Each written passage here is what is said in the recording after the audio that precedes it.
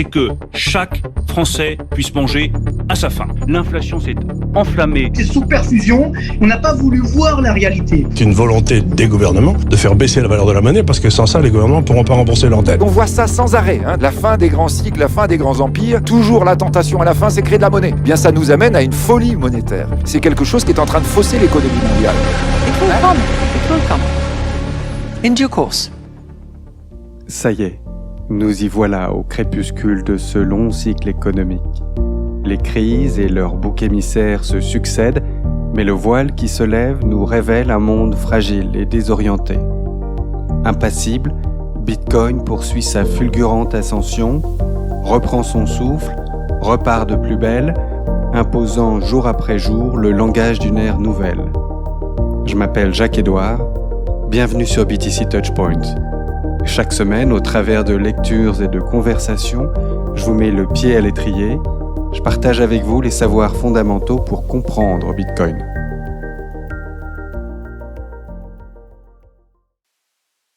Salut, à nouveau bienvenue sur BTC Touchpoint pour la 4e et dernière partie, assez courte, de l'article The Bullish Case for Bitcoin, un scénario optimiste pour Bitcoin.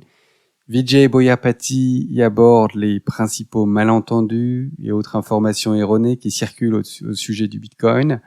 Des messages donc faux, incomplets ou devenus obsolètes, souvent amplifiés par les médias, lesquels sont dans une large mesure bien insuffisamment informés, même si on a pu noter une belle amélioration depuis 2 ans, ou parfois tout simplement ils sont désireux de nuire au projet Bitcoin. C'est parti. Principaux malentendus et idées fausses. L'essentiel de cet article s'est concentré sur la nature monétaire de Bitcoin. Avec cette base solide, nous pouvons maintenant aborder les malentendus et idées fausses les plus communs concernant Bitcoin. Bitcoin est une bulle. Bitcoin, comme tous les biens monétaires basés sur le marché, affiche une prime monétaire. Cette prime monétaire est à l'origine de la critique courante selon laquelle Bitcoin est une bulle. Cependant, tous les biens monétaires présentent une prime monétaire. En effet, c'est cette prime, l'excès par rapport au prix de la demande d'utilisation, qui est la caractéristique essentielle de toutes les monnaies. En d'autres termes, la monnaie est toujours et partout une bulle. Paradoxalement, un bien monétaire est à la fois une bulle et peut être sous-évalué s'il en est au premier stade de son adoption en tant que monnaie. Bitcoin est trop volatile. La volatilité du prix de Bitcoin est fonction de sa jeunesse. Au cours des premières années de son existence, Bitcoin s'est comporté comme un penny stock et tout acheteur important, comme les jumeaux Winklevoss, pouvait provoquer une forte hausse de son prix. Au fil des ans, au fur et à mesure que l'adoption et la liquidité ont augmenté, la volatilité de Bitcoin a diminué de manière proportionnelle. Lorsque Bitcoin atteindra la capitalisation boursière de l'or, il affichera un niveau de volatilité similaire. Lorsque Bitcoin dépassera la capitalisation boursière de l'or, sa volatilité diminuera à un niveau qui le rendra apte à devenir un moyen d'échange largement utilisé. Comme indiqué précédemment, la monétisation du Bitcoin se produit dans une série de cycles de hype de Gartner. La volatilité est la plus faible pendant la phase de plateau du cycle, tandis qu'elle est la plus élevée pendant les phases de pic et de crash du cycle. Chaque cycle de hype présente une volatilité plus faible que les précédents, car la liquidité du marché a augmenté. Les frais de transaction sont trop élevés.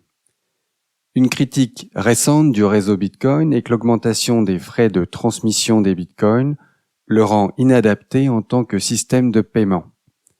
Cependant, la croissance des frais est saine et attendue. Les frais de transaction sont le coût nécessaire pour payer les mineurs de Bitcoin qui sécurisent le réseau en validant les transactions.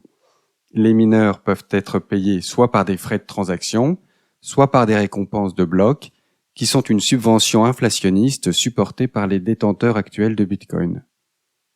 Étant donné le caractère fixe et prédéterminé de l'échéancier déterminant l'offre de Bitcoin, une politique monétaire qui en fait une réserve de valeur idéale, les récompenses versées à chaque bloc miné finiront par tomber à zéro et le réseau devra finalement être sécurisé par des frais de transaction. Un réseau avec des frais réduits est un réseau peu sécurisé et sujet à la censure extérieure. Ceux qui vantent les frais bas des alternatives au Bitcoin décrivent sans le savoir la faiblesse de ces altcoins. L'origine spécieuse de la critique des frais de transaction élevés de Bitcoin est la croyance selon laquelle Bitcoin devrait être d'abord un système de paiement et ensuite une réserve de valeur.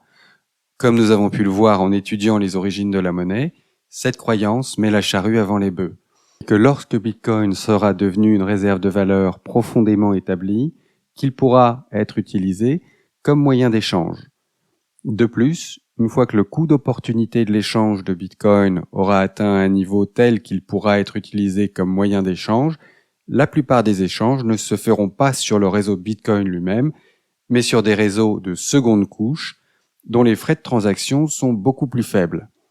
Les réseaux de deuxième couche, tels que le réseau Lightning, constituent l'équivalent moderne des billets à ordre utilisés au XIXe siècle pour transférer les titres de propriété de l'or.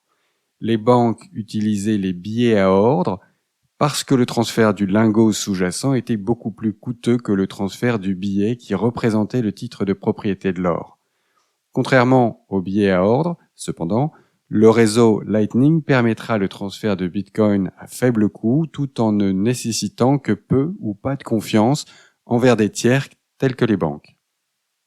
Le développement du réseau Lightning est une innovation technique d'une profonde importance dans l'histoire de Bitcoin et sa valeur deviendra apparente au fur et à mesure de son développement et de son adoption dans les années à venir. Concurrence. Bitcoin étant un protocole logiciel libre, open source, il a toujours été possible de le copier et d'imiter son réseau.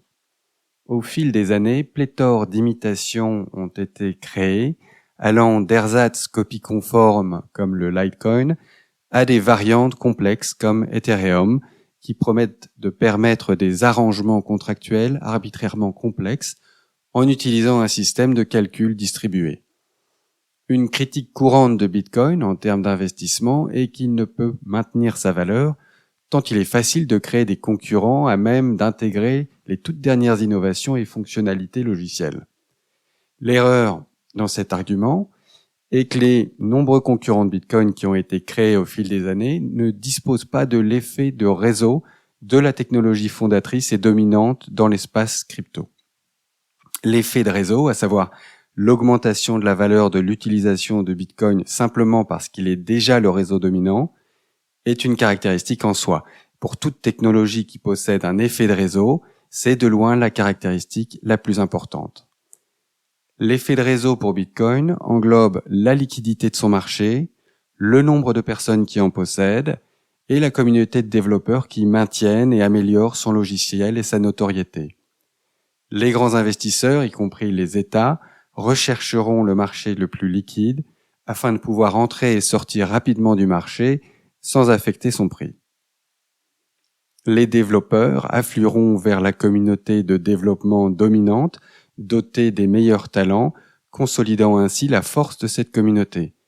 Et la notoriété de la marque se renforce d'elle-même, car les concurrents potentiels de Bitcoin sont toujours mentionnés en référence à Bitcoin. Une bifurcation le long du chemin. Une tendance devenue populaire en 2017 consistait non seulement à imiter le logiciel de Bitcoin, mais aussi à copier l'ensemble de l'historique de ses transactions passées, connues sous le nom de blockchain. En copiant la blockchain de Bitcoin jusqu'à un certain point, puis en se séparant en un nouveau réseau, dans un processus appelé forking, les concurrents de Bitcoin ont pu résoudre le problème de la distribution de leurs jetons à une large base d'utilisateurs. Le fork le plus important de ce type s'est produit le 1er août 2017, lorsqu'un nouveau réseau connu sous le nom de Bitcoin Cash, Bcash, a été créé. Un propriétaire de N bitcoins avant le 1er août 2017 possédait alors à la fois N bitcoin et N jetons Bcash. La petite mais bruyante communauté de partisans du Bcash a tenté sans relâche d'usurper la marque Bitcoin à la fois par la dénomination de leur nouveau réseau et par une campagne visant à convaincre les néophytes du marché Bitcoin que le Bcash était le vrai Bitcoin. Ces tentatives ont largement échoué et cet échec se reflète dans les capitalisations boursières des deux réseaux. Cependant, pour les nouveaux investisseurs, il peut persister un risque apparent qu'un concurrent clone Bitcoin et sa blockchain parviennent à le dépasser en termes de capitalisation boursière, devenant ainsi de facto le Bitcoin.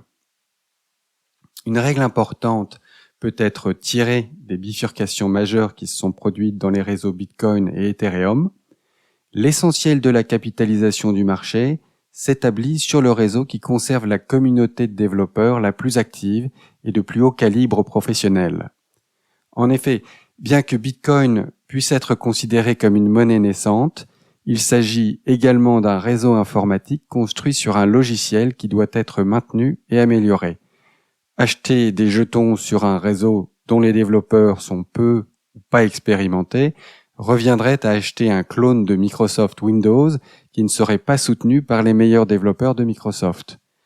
L'histoire des forks, qui se sont produits en 2017, montre clairement que les informaticiens et les cryptographes, les meilleurs et les plus expérimentés, sont engagés à développer sur le réseau Bitcoin original et par conséquent sur aucune des autres imitations qui ont été créées à partir de lui. Risque réel. Même si les critiques les plus courantes contre Bitcoin que l'on retrouve dans les médias et parmi les économistes sont déplacées et fondées sur une compréhension erronée de la monnaie, il existe des risques réels et importants à investir dans Bitcoin. Très prudent pour un investisseur potentiel de comprendre et d'évaluer ces risques avant d'envisager un investissement dans Bitcoin. Risques liés au protocole. Le protocole Bitcoin et les primitives cryptographiques sur lesquelles il repose pourraient présenter un défaut de conception ou être rendus vulnérables par le développement de l'informatique quantique. Si une faille est découverte dans le protocole ou si un nouveau moyen de calcul permet de casser la cryptographie sur laquelle repose Bitcoin, la confiance dans Bitcoin peut être sévèrement compromise. Le risque attaché au protocole fut le plus élevé au cours des premières années du développement de Bitcoin, alors qu'il n'était pas encore certain, même pour les cryptographes chevronnés, que Satoshi Nakamoto avait réellement trouvé une solution au problème des généraux byzantins. Les inquiétudes portant sur des failles sérieuses dans le protocole Bitcoin se sont dissipées au fil des années, mais compte tenu de son caractère technologique, le risque lié au protocole existera toujours, même s'il est marginal. Fermeture d'exchange. De par sa conception décentralisée, Bitcoin a fait preuve d'une résilience remarquable face aux nombreuses tentatives de réglementation ou de fermeture par différents gouvernements. Cependant, les échanges où les bitcoins sont échangés contre des monnaies fiduciaires sont hautement centralisés et susceptibles d'être réglementés et fermés. Sans ces échanges et sans la volonté du système bancaire de travailler avec eux, le processus de monétisation du Bitcoin serait gravement retardé, voire complètement interrompu. Bien qu'il existe d'autres sources de liquidité pour Bitcoin, comme les courtiers de gré à gré et les marchés décentralisés pour l'achat et la vente de Bitcoin, comme localbitcoins.com, le processus essentiel de détermination des prix se déroule sur les échanges les plus liquides, qui sont tous centralisés. L'arbitrage juridictionnel permet d'atténuer le risque de fermeture des échanges. Binance, un échange important qui a démarré en Chine, s'est installé au Japon après que le gouvernement chinois ait mis fin à ses activités en Chine. Les gouvernements nationaux craignent également d'étouffer une industrie naissante qui pourrait se révéler aussi importante qu'Internet, cédant ainsi un avantage concurrentiel considérable à d'autres nations. Seule une fermeture mondiale, coordonnée des échanges de Bitcoin, permettrait de stopper complètement le processus de monétisation. La course est lancée pour que Bitcoin soit si largement adopté qu'une fermeture complète devienne aussi politiquement irréalisable qu'un arrêt complet d'Internet. La possibilité d'un tel arrêt est toutefois réelle et doit être prise en compte dans les risques d'investissement dans Bitcoin. Comme nous l'avons vu dans la section précédente portant sur l'entrée des États-nations, les gouvernements nationaux s'éveillent enfin à la menace qu'une monnaie numérique non souveraine et résistante à la censure représente pour leur politique monétaire. La question se pose de savoir s'ils agiront face à cette menace avant que l'implantation de Bitcoin soit telle que toute action politique à son encontre soit inefficace. Fongibilité. Le caractère ouvert et transparent de la blockchain Bitcoin permet aux États de marquer certains Bitcoins comme étant entachés, infectés, par leur utilisation dans des activités interdites. Bien que la résistance à la censure de Bitcoin au niveau du protocole permette à ces Bitcoins d'être transmis, si des réglementations apparaissaient pour interdire l'utilisation par les échanges ou les commerçants de ces Bitcoins entachés, ils pourraient perdre toute valeur. Bitcoin perdrait alors l'une des propriétés essentielles d'un bien monétaire, la fongibilité. Pour améliorer la fongibilité de Bitcoin, des améliorations devront être apportées au niveau du protocole afin de renforcer la confidentialité des transactions. Bien qu'il existe de nouveaux développements sur ce point, dont les monnaies numériques telles que Monero et Zcash sont les pionnières, des compromis technologiques majeurs s'imposent entre, d'une part, l'efficacité et la complexité de Bitcoin, et d'autre part, sa confidentialité. La question reste ouverte de savoir s'il est possible d'ajouter à Bitcoin des fonctionnalités de renforcement de la confidentialité sans compromettre son utilité en tant que monnaie à d'autres niveaux. Conclusion. Bitcoin est une monnaie naissante, en train de passer de l'état d'objet collectionnable, du premier stade de la monétisation, à celui de réserve de valeur. En tant que bien monétaire non souverain, il est possible qu'à un moment donné dans le futur, Bitcoin devienne une monnaie mondiale à l'instar de l'or durant la période classique de l'étalon or du XIXe siècle. L'adoption de Bitcoin comme monnaie mondiale est précisément le scénario optimiste pour Bitcoin et a été formulé par Satoshi Nakamoto dès 2010 dans un échange d'emails avec Mike Hearn. Si vous imaginez qu'il est utilisé pour une fraction du commerce mondial, alors il n'y aura que 21 millions de pièces, de jetons, pour le monde entier, et il vaudra donc beaucoup plus par unité. Ce point de vue a été exprimé de manière encore plus tranchante par le brillant cryptographe Hal Finney, le destinataire des premiers bitcoins envoyés par Nakamoto, peu après l'annonce du premier logiciel Bitcoin fonctionnel. Imaginons que Bitcoin réussisse et devienne le système de paiement dominant dans le monde entier. La valeur totale de la monnaie devrait être alors égale à la valeur totale de toutes les richesses du monde. Les estimations actuelles de la richesse totale des ménages dans le monde que j'ai trouvées vont de 100 000 à 300 000 milliards de dollars. Avec 20 millions de pièces, cela donne à chaque pièce une valeur d'environ 10 millions de dollars. Même si Bitcoin ne devait pas devenir une monnaie mondiale à part entière, et devait simplement concurrencer l'or en tant que réserve de valeur non souveraine, il est actuellement massivement sous-évalué.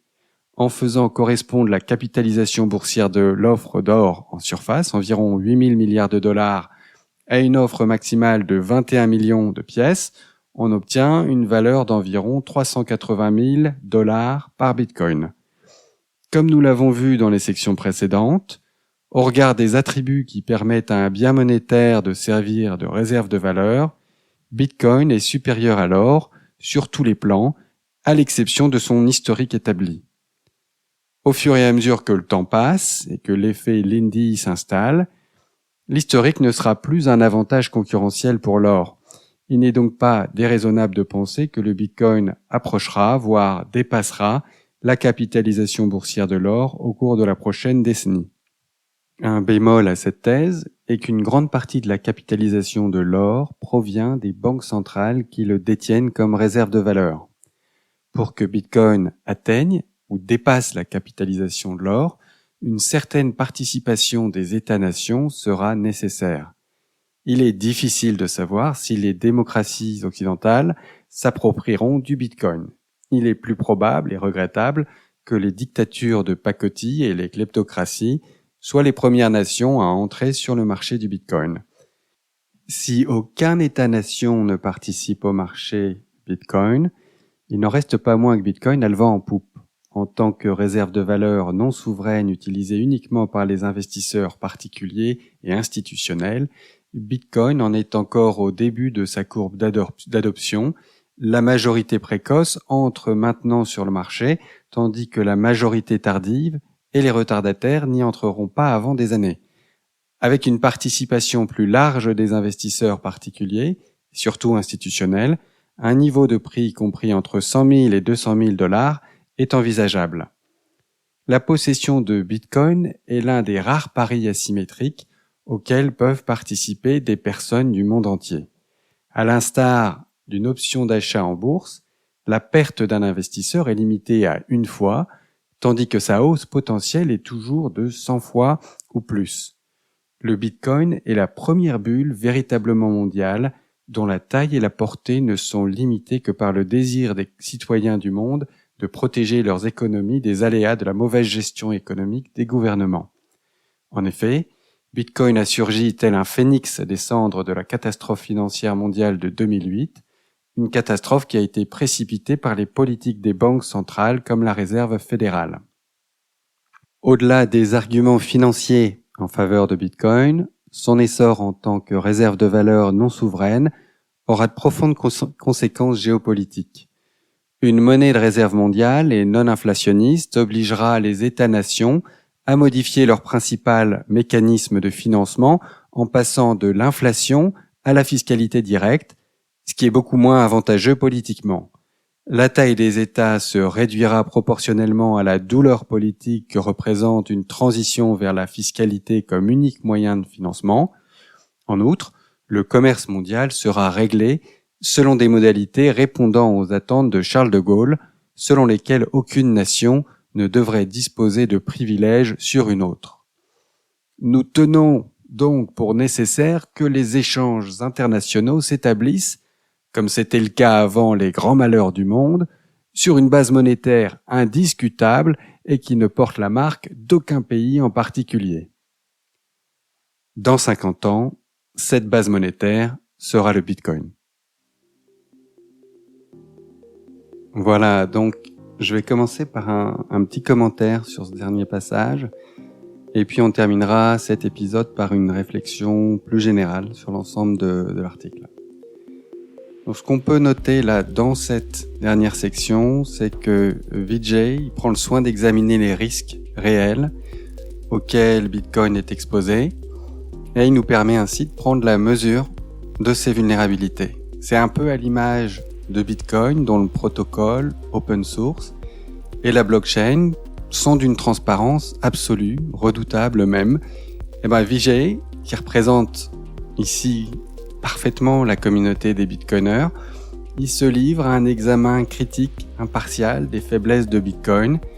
Cette honnêteté intellectuelle, en fait, elle est vraiment poussée dans la communauté des Bitcoiners. Il y a une forte propension des membres à vouloir faire la lumière, surtout à lever les zones d'ombre, à dissiper les doutes, découvrir la vérité, qu'elle nous plaise ou non.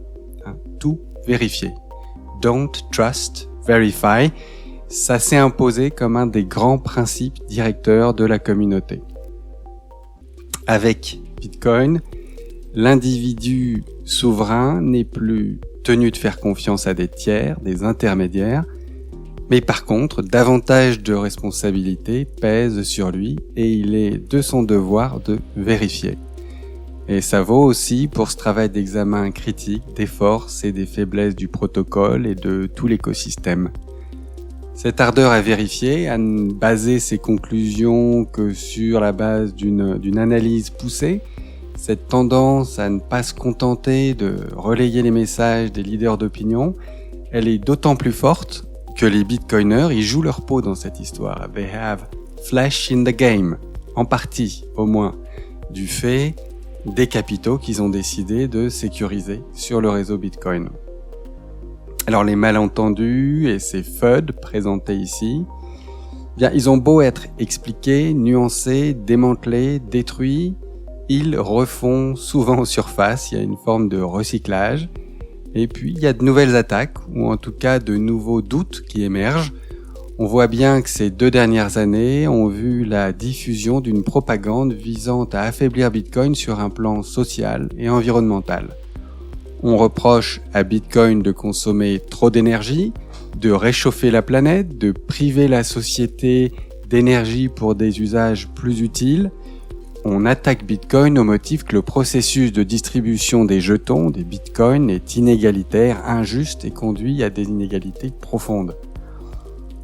Très sérieusement, si tu te donnes un peu de mal et que tu décides de te pencher quelques heures sur les données, sur les analyses, les rapports vraiment costauds qui sont compilés sur ces thèmes, tu verras par toi-même rapidement à quel point cette propagande est mensongère et véhicule un message aux antipodes de la réalité.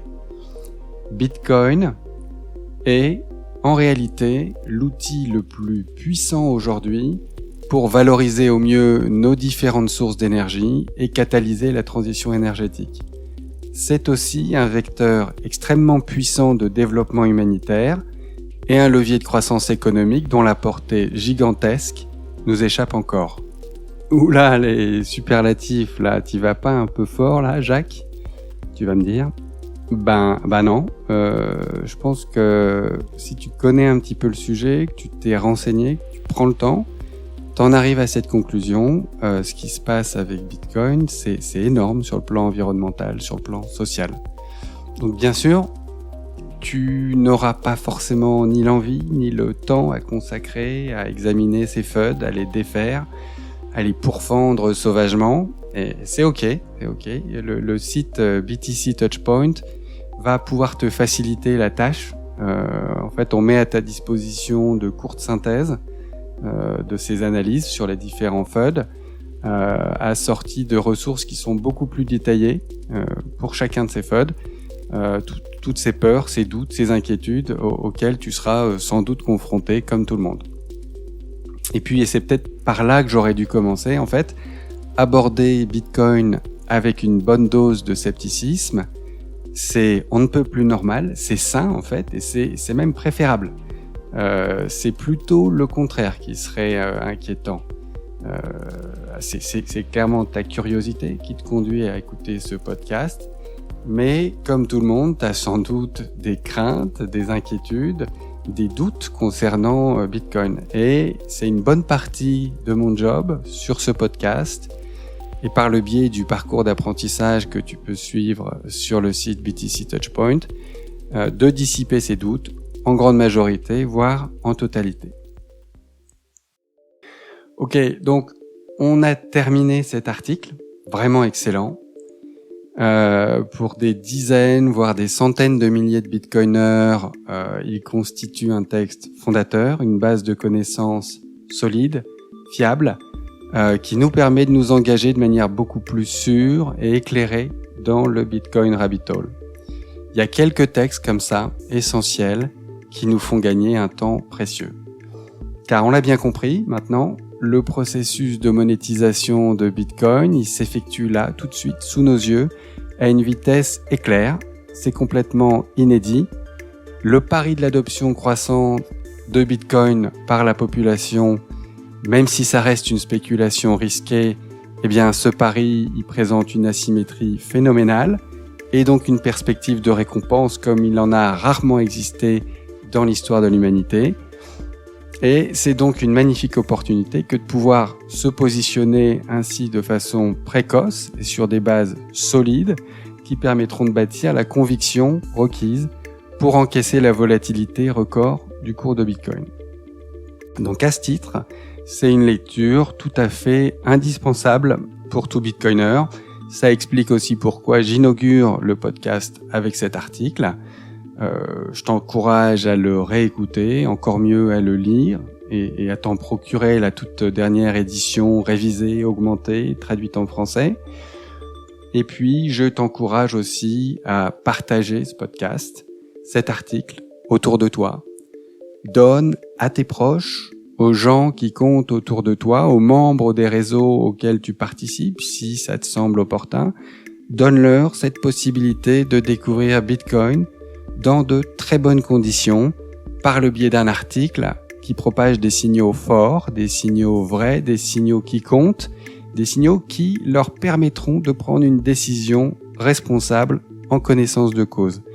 Il y a 1000 raisons de ne pas vouloir rejoindre la majorité précoce. Il y a plein de bons motifs pour préférer différer cette décision et juste attendre le moment où Bitcoin s'imposera à nous. C'est vraiment pas à moi, c'est pas à nous de poser un jugement là-dessus. Il y a des tonnes de choses importantes sur Terre, il se passe 1000 trucs dans nos vies, on est tous engagés dans des quêtes bien différentes. Cela dit, et je peux pas m'empêcher de le répéter, en cette fin de grand cycle économique, on se trouve dans une période charnière où cette décision de rejoindre Bitcoin ou pas peut avoir des conséquences de taille sur les circonstances dans lesquelles chacun d'entre nous va traverser les 10, 15, 20 prochaines années qui vont voir le monde, et notamment l'ordre monétaire qu'il structure, se reconfigurer de fond en comble. Voilà, c'est tout pour aujourd'hui. Je voulais vraiment te remercier d'avoir écouté ces tout premiers épisodes du podcast. Ça témoigne de l'intérêt que tu portes à mon travail. C'est un tout nouveau boulot que je démarre et dont je souhaite qu'il rende vraiment service. Donc, si ça te plaît, si ça t'est utile, si ça nourrit tes réflexions en te faisant passer aussi un bon moment, je suis super content. C'est un plaisir partagé qu'on va pouvoir renouveler ensemble dans les semaines, les mois, les années à venir. Voilà, on va pas se projeter non plus trop loin, mais à très court terme, je te souhaite une super journée, une super semaine, et puis à très bientôt. Salut!